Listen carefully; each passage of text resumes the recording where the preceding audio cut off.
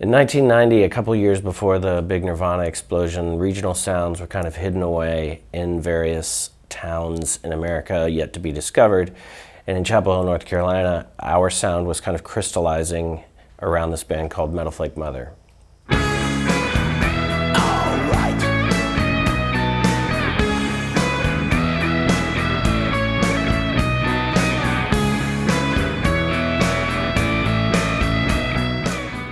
I think it's important to understand just what was going on in town at the time. There was so much energy, so much electricity. People were just bouncing off of each other, you know, like atoms. And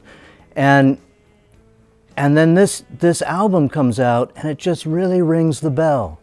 Even as it was happening, Metal Flake Mother was mysterious and legendary in some ways. And they were really smart and didn't play that often, which was something that Randy always talked about. You know, there's really no reason to play more than about 4 times a year in Chapel Hill, and they stuck to that.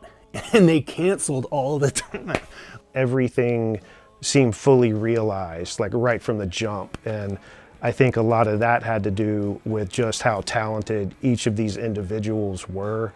They all could have easily been frontmen for their own bands. They had just so much creativity oozing out of them. So when they came together, it was just magical. Emily Burt broke up with me in front of the entire class in 5th grade.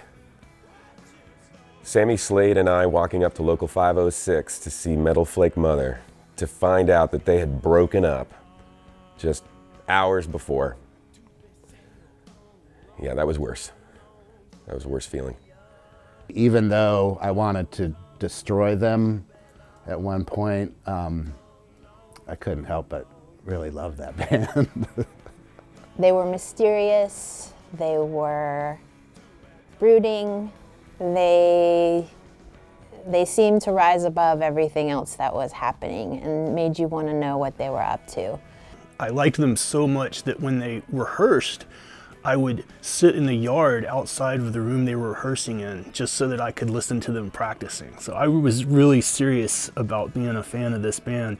In fact, I liked Metal Flake Mother so much that after they broke up, I spent the next 10 years of my life playing in bands with Ben and Randy. Hands down, best band ever to come out of Chapel Hill. And that's saying something. Something that kind of added to the mythos of that band was that they did break up within like maybe a year and a half of the album coming out. And so not only were their live shows, particularly in a town that is known for its live performances, just outstanding, but then they disappeared. And I'm gonna tear us open of ours. I'll be there, I'll be in